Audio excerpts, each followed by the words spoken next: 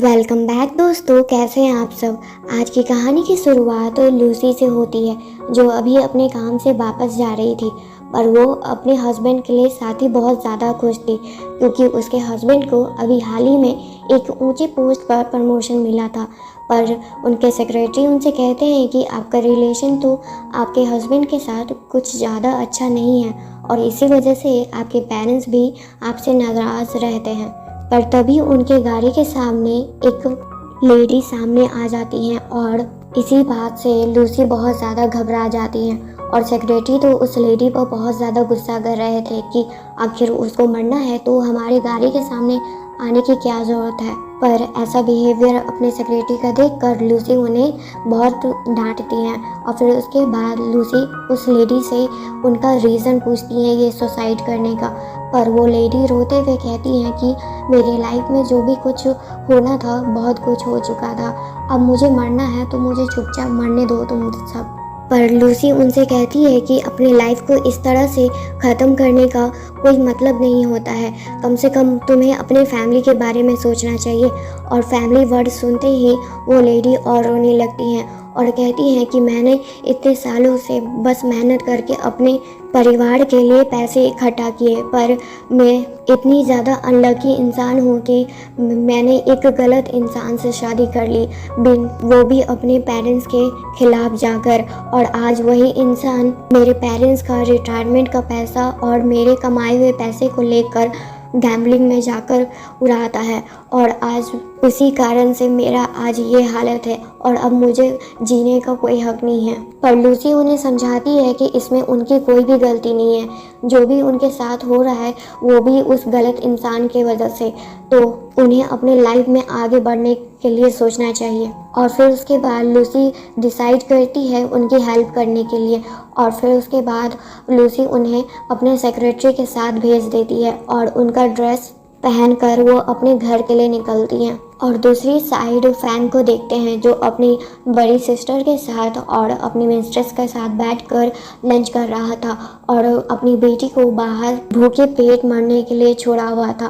पर ये सब कुछ देखकर लूसी बहुत ज़्यादा गुस्से में थी, पर अंदर फैंग अपनी सिस्टर को समझाने का कोशिश कर रहा था कि उसे आना को अंदर आने देना चाहिए, वो भी अभी भूखी है। पर उसकी सिस्टर उस फैंग की कोई भी बात नहीं मानने को रेडी थी, और उसे ही समझाने लगती है कि तुम्हें अपनी वाइफ को डिवोर्स दे देना चाहिए और सायो से शादी कर लेना चाहिए, जो आना की बेबी सीटर थी और अब फैंग की मिस्ट्रेस भी।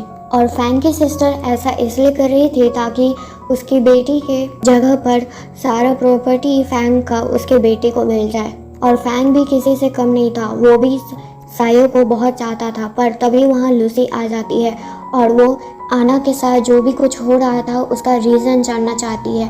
पर तभी सिस्टर कहती है कि तुम्हारी बेटी घर से भाग गई थी, और इसमें हमारी कोई गलती नहीं है, और बड़े होने के नाते हम लोग इसे सज़ा दे रहे थे इसके गलती करने की वजह से। पर रियलिटी तो कुछ और था। आना घर से इसलिए भागी थी क्योंकि उसकी सिस्टर उसे बिल्कुल भी पसंद नहीं करती थी, और इसी वजह से वो उसे हमेशा बुली करके आ रही थी, और उसके फादर भी उसके लिए कभी स्टैंड नहीं लिया करते थे। और लूसी तो वहाँ रहती ही नहीं थी, वो अपने काम की वजह से हमेशा शहर से बाहर ही रहती थी। इसी वजह से उसने सायो को उसके बेबी सिटिंग के लिए रखा था, पर वो तो उसके हस्बैंड को ही अपने जाल में फंसा ली। और फिर उसके बाद फैंग को लूसी के काम से अब एम्बैरेंस फील हो रहा था, और इसी वजह से वो उससे कहता है कि तुम इसी काम की वजह से तुम अपना काम का प्रोफाइल मुझे नहीं बताती थी कि आखिर तुम कौन सा काम करती हो। फिर उसके बाद लूसी गुस्से में कहती है कि तुम मेरे काम की वजह से ही इस घर में रह रहे हो, और तुम्हारा पढ़ाई का खर्चा भी मैंने ही उठाया था, जो भी तुमने विदेश जाकर पढ़ाई की थी। क्या तुम ये सब कुछ भूल रहे हो। और उसकी सिस्टर उसी समय उसका बाट काटते हुए कहती है कि तुमने कोई बड़ा काम नहीं कर दिया, तुम्हारे ये साफ़ सफाई के काम से हमारा घर नहीं चल रहा है। पर फैंग की सिस्टर अभी भी अपने हरकतों से बाज नहीं आ रही थी, और उस समय भी लूसी को वो बुली करने से पीछे नहीं हट रही थी सभी के सामने। पर जब लूसी सिस्टर के साथ बदतमीजी से बात कर रही थी, तब फैंग उसकी बात पर बहुत ज़्यादा गुस्सा हो जाता है, और उससे कहता है कि तुम मेरी सिस्टर के साथ इस तरह से बिहेव नहीं कर सकती हो। पर वहाँ आना को अपने मॉम डैड को लड़ते हुए देखकर बहुत बुरा लग रहा था। और जब सिस्टर का सन लूसी का लाया हुआ गिफ्ट को यूज़ करने लगता है तब लूसी बहुत ज़्यादा गुस्सा हो जाती है, क्योंकि वो गिफ्ट वो अपने आना के लिए लाई हुई होती है। पर जब लूसी इस पर कुछ कहती है तब फैंग उससे कहता है कि मेरी सिस्टर का बेटा भी मेरे लिए बहुत कुछ है, तो तुम उसके साथ ऐसा बिहेव क्यों कर रही हो, वो भी तो छोटा सा बच्चा है। पर लूसी उसका बात इग्नोर कर कर अपनी डॉटर आना को एक गोल्डन लॉकेट देती है।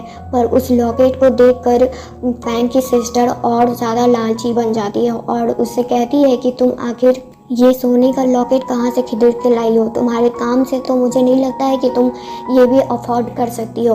और वहीं पर सायो वो कहती है कि शायद लूसी इसके अलावा कोई और भी काम करती है, और वो सिस्टर उनका इशारा समझ जाती है कि आखिर शायो क्या कहना चाहती है। और इसी बात पर सिस्टर वो लॉकेट भी छीन लेती है और अपने भाई को भड़काते हुए कहती है कि तुम्हारे पास यही मौका है इसे डिवोर्स देने का, ये इल्ज़ाम उस पर लगा कर तुम उससे डिवोर्स आसानी से ले सकते हो। पर वहीं पर लूसी उन सब से कहती है कि सब तुम जैसे लोग नहीं होते हैं, घटिया, और ये बात तुम पर है कि तुम ये बात बिलीव करो या ना करो, लेकिन ये लॉकेट मैं अपने सैलरी से खरीद के लाई हूँ।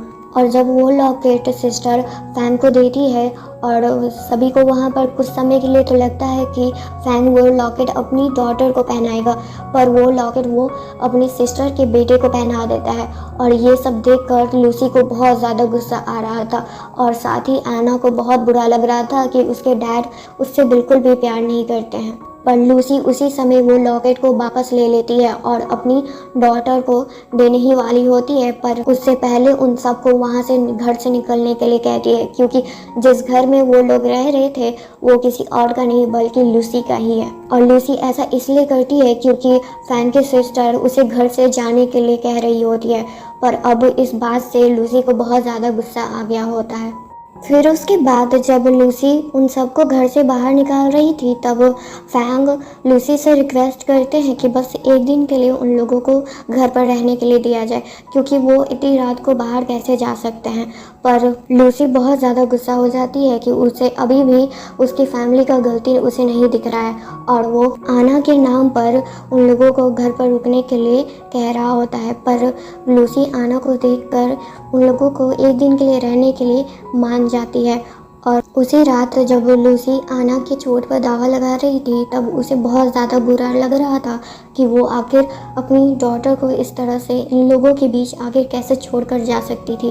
पर अगर लूसी को पता रहता कि अगर आना के साथ ये सब कुछ होगा तो वो आना को इन लोगों के बीच कभी भी छोड़कर नहीं जाती। लूसी आना से अपनी गलती के लिए माफ़ी मांगती है, पर आना कहती है कि मॉम आपकी कोई भी गलती नहीं है इसमें। फिर उसके बाद लूसी अपने ड्रेसिंग रूम में देखती है कि उसका सारा ज्वेलरी जो उसके पेरेंट्स के द्वारा उसे दिया गया था वो सब कुछ गायब है। और उसे ये भी पता चल जाता है कि फैंग और सायो मिलकर उसे धोखा दे रहे हैं, क्योंकि वो उन दोनों को एक साथ टाइम स्पेंड करते हुए देख ली होती है। और साथ ही सायो और फैंग आना और लूसी को उसके ही घर से निकालने का प्लानिंग बना रहे होते हैं।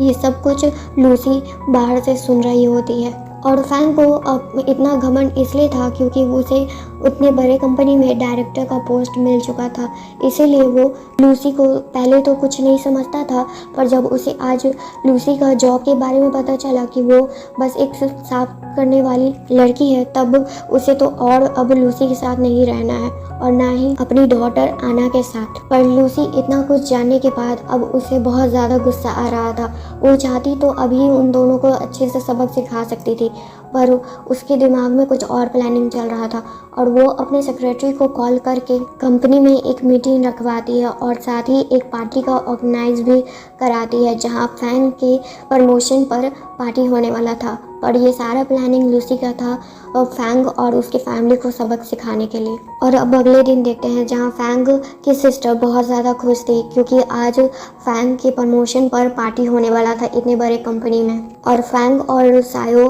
डे नाइट टाइम में भी एक दूसरे के साथ रोमांस कर रहे थे, जबकि उसे पता था कि लूसी वहीं घर पर है।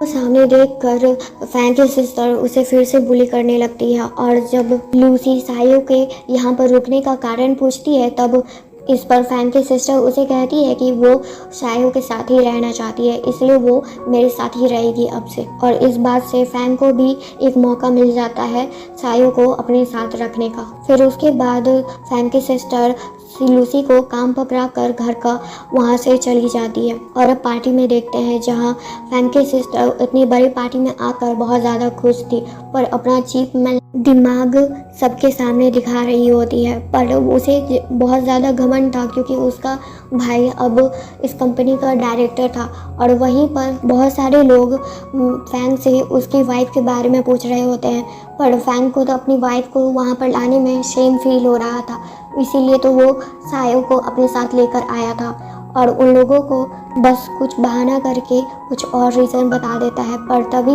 वहाँ पर लूसी भी आ जाती है और लूसी को देखकर फैंग की सिस्टर और ज़्यादा भड़क जाती है और उसे कहने लगती है कि तुम इतने बड़े पार्टी में क्या कर रही हो, तुम्हारी यहाँ कोई औकात नहीं है यहाँ पर होने की। पर लूसी उस पर शांति से कहती है कि पता चल जाएगा किसी की कितनी लिमिट होती है कहाँ पर स्टैंड करने की आज। फिर उसके बाद पार्टी के होस्ट वहाँ पर आते हैं और फैंग को उनकी प्रमोशन के लिए कांग्रेट्स कह रहे थे। और सभी वहाँ पर पार्टी में जितने लोग मौजूद थे वो सब भी फैंग को कांग्रेट्स कह रहे थे। बाद फैंग सभी लोगों को थैंक यू कहते हैं उनके ये प्रमोशन पार्टी में आने के लिए। और फिर उसके बाद फैंग अपनी सक्सेस का सारा क्रेडिट अपनी सिस्टर और सायो को देते हैं। और लूसी को देखकर लग रहा था कि उसे बिल्कुल ऐसा ही उम्मीद था फैंग से और उसने वैसा ही किया। और फिर उसके बाद फैंग उसी समय सभी लोगों के सामने लूसी को डिवोर्स के लिए कहता है और कहता है कि मुझे तुम्हारे साथ अब नहीं रहना, वैसे भी तुम जैसी साफ सफाई करने वाली मेरे स्टेटस के लायक नहीं हो। और जब सायो लूसी के साथ बदतमीज़ी से बात कर रही होती है तब लूसी उसे एक चाटा खींच कर लगाती है और फैंग को उसी समय सभी के सामने डिवोर्स पेपर पर साइन करने के लिए कहती है। और फैंग की सिस्टर को लग रहा था कि इससे अच्छा मौका दोबारा नहीं मिलेगा और वो फैंग को डिवोर्स पेपर पर साइन कर देने के लिए कहता है और फैंग वैसा ही बिल्कुल करता है। और अब जब फैंग को सर्टिफिकेट देने का समय आया था तब होस्ट और लूसी इशारे में ही बात करते हैं और वहाँ पर होस्ट अब लूसी को एज अ चेयरमैन के रूप में वहाँ पर अनाउंस करते हैं। और जो सर्टिफिकेट मिलने वाला था फैंग को वो लूसी वहीं पर सभी के सामने फाड़ कर उसके मुंह पर फेंक देती है। और ये बात जानकर फैंग तो बहुत ज़्यादा ही हैरान हो जाता है कि जिसे वो साफ़ सफाई करने वाली लड़की समझ रहा था वो तो उसकी कंपनी की चेयरवुमेन है। पर वहाँ पर अभी भी फैंग की सिस्टर और ना सायो और ना ही फैंग को उन सब बातों पर बिलीव हो रहा था कि आखिर लूसी कैसे चेयरवुमेन हो सकती है। और वहाँ पर लोग भी इसके बारे में बात कर रहे होते हैं। असल में ये गलतफहमी या ये कहें कि किसी को ये पता नहीं है कि लूसी चेयरवुमेन है क्योंकि लूसी आज तक अपना रियल फेस यानी मीडिया में ना कहीं भी दिखाई थी। इसी कारण से किसी को भी पता नहीं था कि लूसी भी ही चेयरवुमेन है। पर वहाँ पर फैंग की सिस्टर और सायो सभी लोगों के दिमाग में एक बात भर देती है कि फैंग इतना अच्छा इंसान है पर उसकी वाइफ एक बहुत बड़ी धोखेबाज है और ज़रूर ये असली चेयरमैन को अपने जाल में फंसा कर उनका पोस्ट और ये सब नाटक करने के लिए यहाँ पर आई हुई है ताकि फैंग को बहुत बड़ा प्रॉब्लम हो आगे फ्यूचर में और उसे तकलीफ़ में देखकर लूसी को बहुत अच्छा लगेगा। और फैंग अपनी सिस्टर के बात में आकर सेक्रेटरी गार्ड को वहाँ पर बुलाकर लूसी और उसके सेक्रेटरी के साथ बदतमीजी करवा रहा था। और तभी वहाँ पर एक बिग बॉस आते हैं जो फैंग को जानते थे और साथ ही हमारी चेयरवुमेन लूसी को भी जानते थे। और ऐसा बिहेव उनके साथ देखकर जो लोग उनके साथ कर रहे थे उन पर बहुत ज़्यादा गुस्सा आता है और वो वहीं पर फैंग को एक चाटा खींच कर लगाते हैं और वो बताते हैं कि हमारी चेयरवुमेन कोई और नहीं बल्कि लूसी ही है। और वहाँ पर लोग भी उनके बात में भरोसा दिखाते हुए वहाँ पर लूसी को रिस्पेक्ट देने लगते हैं। और एक पल में ही फैंग और उसके सिस्टर का बिहेवियर लूसी के तरफ बदल जाता है और वो दोनों अच्छे से बात करने लगते हैं। पर लूसी को अब बहुत ज़्यादा डिस्गस्टिंग फील हो रहा था उनका ये झूठा चेहरा देखकर। इसके बाद फैंग और उसकी फैमिली को वहाँ से धक्के मारकर बाहर निकाल दिया जाता है। पर अभी भी वो लोग अब पीछे नहीं हटने वाले थे और उसकी सिस्टर एक प्लानिंग बनाती है ताकि वो फिर से लूसी के नज़रों में आ सके और वो लोग आराम लायक लाइफ फिर से दोबारा जी सकें और लूसी का सारा पैसा उन लोगों के हाथ में आ जाए। फिर उसके बाद अब अगले दिन देखते हैं जहाँ पर लूसी अपनी डॉटर आना को स्कूल से लेने के लिए आई हुई होती है, पर साथ ही वहाँ पर फैंग भी आता है और आना को ये बात तो बिल्कुल पसंद नहीं थी कि उसके मॉम डैड लड़ रहे हों और इसी बात का फ़ायदा फैंग उठाता है। पर उससे पहले लूसी आना को सेक्रेटरी के साथ वहाँ से जाने के लिए कहती है और फैंग और लूसी अकेले में बात करते हैं, जहाँ पर फैंग लूसी को फिर से मनाने का कोशिश करता है और जब वो नहीं मानती है तब वो आना के नाम पर उसे ब्लैकमेल करने लगता है। पर इस बात से लूसी को बहुत ज़्यादा गुस्सा आ जाता है और उसे एक वार्निंग देकर वहाँ से जाने लगती है।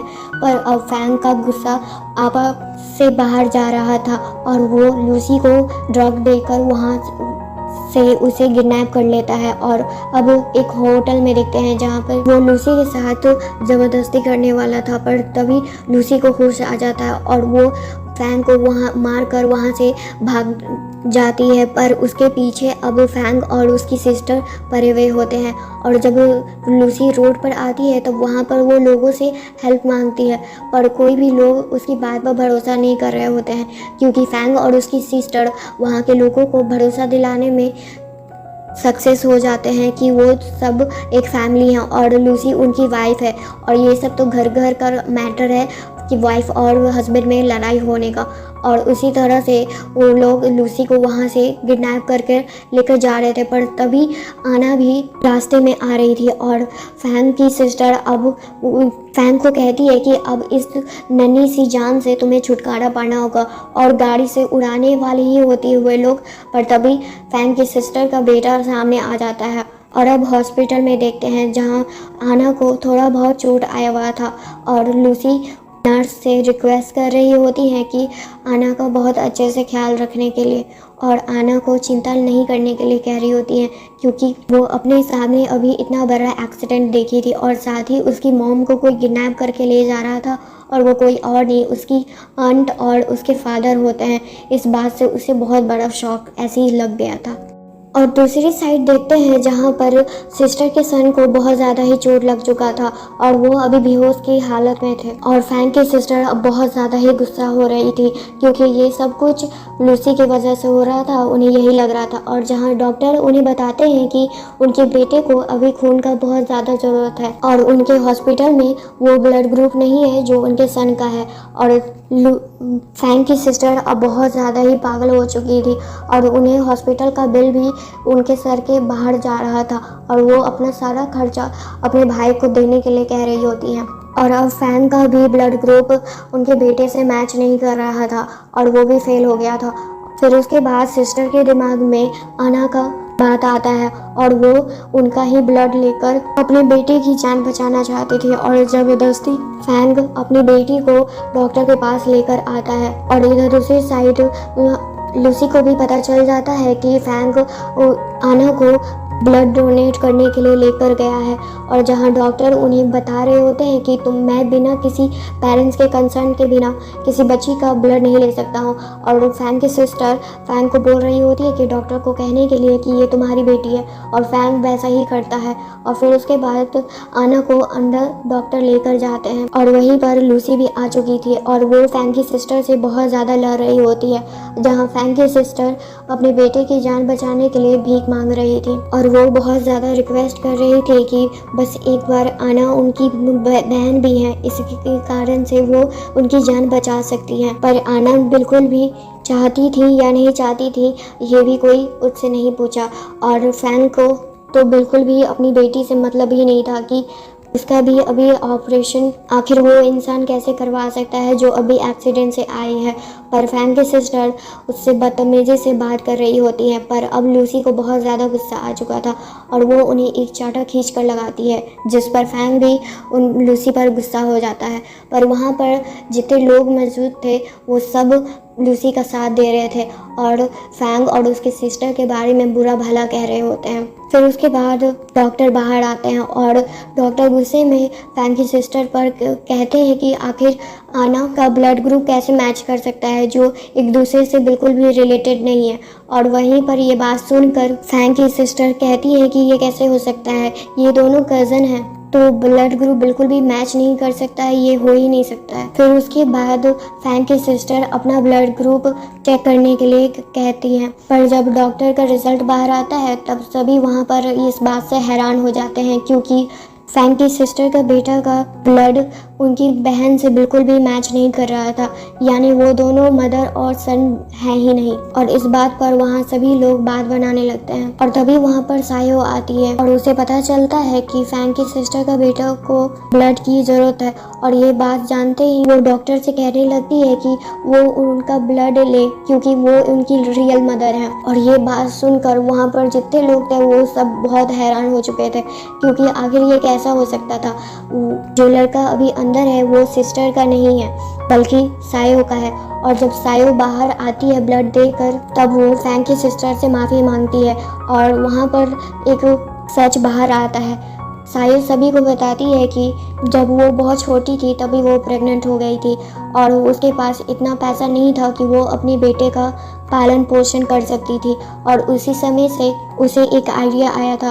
फैंग की सिस्टर को वो बहुत पहले से ही जानती थी और उनका भी बेबी उसी समय हुआ था और इसी में वो अपने बच्चे को उनके बच्चे से बदल लेती है। और ये बात जानकर फैंग की सिस्टर बहुत ज़्यादा ही रो रही होती हैं, जिससे वो इतने सालों से अपने बेटे की तरह उन्हें प्यार करते आ रही थी, आज उन्हें पता चला कि वो तो उनका बेटा है ही नहीं। वहाँ पर सायो उन सभी से माफ़ी मांग रही होती है, यानी फैंग और फैंग की सिस्टर से, और उन्हें कह रही होती है कि आगे भी उनके बेटे को इसी तरह से पालने के लिए और अपनी गलती के लिए माफ़ी मांग रही होती है।